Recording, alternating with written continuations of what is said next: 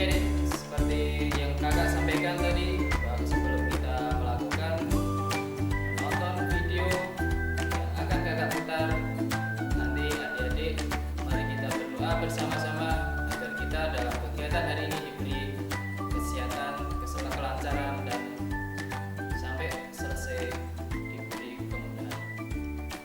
Berikut adik-adik sejarah pramuka di Indonesia dan di dunia. Silahkan disimak.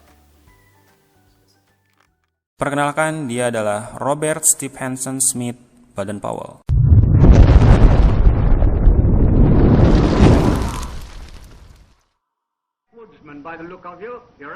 Dikenal sebagai pemrakarsa gerakan kepramukaan dunia atau sering kita sebut sebagai Bapak Pandu Dunia.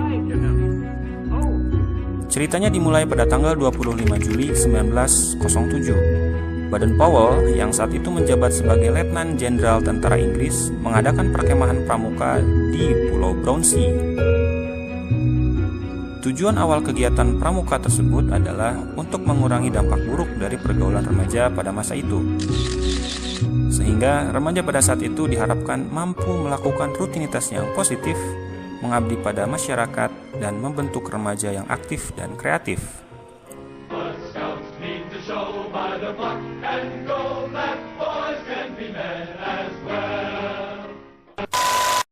Pada tahun 1908, Baden-Powell menulis buku yang berjudul Scouting for Boys tentang prinsip-prinsip dasar kepramukaan. Tapi sebetulnya buku tersebut merupakan buku yang diadaptasi dari panduan Baden-Powell terdahulu, yakni Aids to Scouting, yaitu tentang bagaimana para tentara bisa hidup di alam. Peluncuran buku tersebut itu menjadi cikal bakal lahirnya gerakan pramuka. Sejak saat itu, kian banyak bermunculan organisasi-organisasi kepramukaan, sehingga gerakan pramuka tidak hanya dikenal di Inggris, tetapi juga dikenal di negara-negara lain di dunia. Dan waktu itu awalnya gerakan pramuka hanya didominasi laki-laki. Namun sejak tahun 1912 muncul organisasi pramuka yang bernama Girl Guides, yang didirikan oleh adiknya Baden-Powell, yaitu Agnes Baden-Powell. Organisasi tersebut kemudian dilanjutkan oleh istrinya Baden-Powell, dan sampai sekarang, sehingga pramuka tidak hanya melibatkan laki-laki, akan tetapi juga para perempuan. Kemudian pada tahun 1922, Baden-Powell menerbitkan bukunya yang kedua, yaitu Roving to Success atau Menjelajah Menuju Sukses. Buku tersebut menceritakan tentang seorang pemuda yang terus mengayuh sampan hingga akhirnya menuju pantai bahagia. Buku tersebut kian menginspirasi berkembangnya gerakan kepramukaan di dunia saat itu. Pada akhirnya, 30 Juli sampai 8 Agustus 1920, untuk pertama kalinya diadakan Jambore Dunia. Kegiatan ini pertama diadakan di Olympia Hall, London, dengan dihadiri sekitar 8.000 anggota pramuka dari 34 negara. Di dalam acara tersebut, Baden-Powell dinobatkan sebagai Chief Scout of the World, atau yang kita kenal dengan Bapak Pandu Sedunia.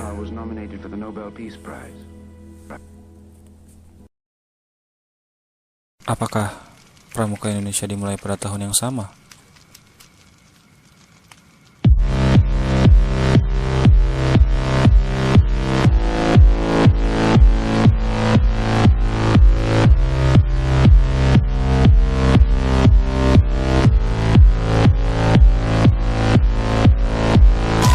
Gerakan Pramuka Indonesia dimulai sejak tahun 1912. Cikal bakal Pramuka Indonesia adalah didirikannya organisasi Netherlands Padvinders Organisasi yang dibentuk oleh Belanda. Kemudian, pada tahun 1916, organisasi tersebut berganti nama menjadi Netherlands Indisch Padvinders Vereniging. Istilah Padvinders merujuk kepada istilah untuk organisasi pramuka yang ada di negeri Belanda.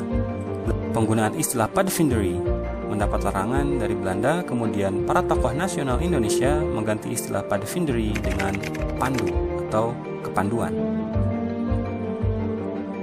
Pada tahun yang sama, dibentuklah organisasi kepemudaan Indonesia bernama Javanese Padvinders Organisasi yang diprakarsai oleh SP Mangkunegara ke-7. Setelah peristiwa Sumpah Pemuda, kian banyak organisasi kepanduan yang dibentuk, baik bernafaskan nasionalis atau keagamaan, seperti Padvinders Muhammadiyah atau Hizbul Wathan, National Padvinderij, Syarikat Islam Afdeling Padvinderij, National Islamish Padvinderij, Indonesia National Padvinderij Organisasi.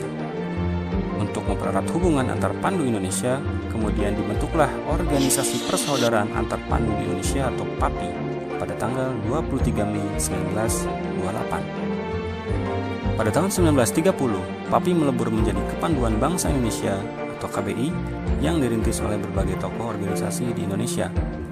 PAPI kemudian berkembang menjadi Badan Pusat Persaudaraan Kepanduan Indonesia atau BPPKI pada bulan April 1938.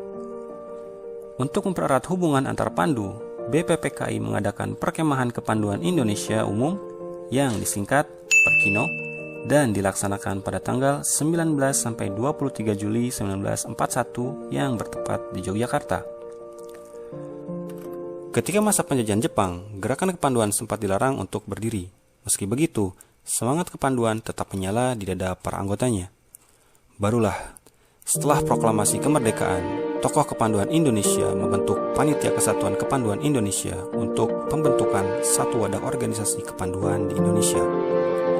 Maka dari itu, diadakanlah Kongres Kesatuan Kepanduan Indonesia pada tanggal 27 sampai 29 Desember 1945 yang bertepat di Surakarta, dengan hasil terbentuknya Pandu Rakyat Indonesia yang kemudian diakui pemerintah sebagai satu-satunya organisasi kepanduan melalui keputusan Menteri Pendidikan, Pengajaran, dan Kebudayaan pada tanggal 1 Februari 1947. Akan tetapi, keputusan tersebut dianulir sehingga kelompok lain bisa membuka organisasi kepanduan dan Pandu Rakyat Indonesia bukan lagi satu-satunya organisasi kepanduan di Indonesia. Di awal tahun 60-an, diperkirakan ada lebih dari 100 organisasi kepanduan di Indonesia. Keseluruhan organisasi kepanduan yang ada bernaung pada 3 federasi utama, yakni Ikatan Pandu Indonesia atau IPINDO bagi anggota pandu pria, serta PKPI Persatuan Kepanduan Putri Indonesia dan Popindo Persatuan Organisasi Pandu Putri Indonesia untuk organisasi pandu wanita.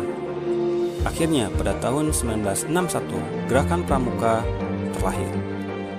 Hal ini dilatar belakangi kian banyaknya organisasi kepanduan di Indonesia. Pada tanggal 14 Agustus 1961 dilakukan pelantikan Mapinas, Warnas, dan Warnari di Istana Negara serta penganugerahan panji-panji Gerakan Pramuka. Maka dari itu, tanggal 14 Agustus kemudian diperingati sebagai hari lahirnya Gerakan Pramuka Indonesia.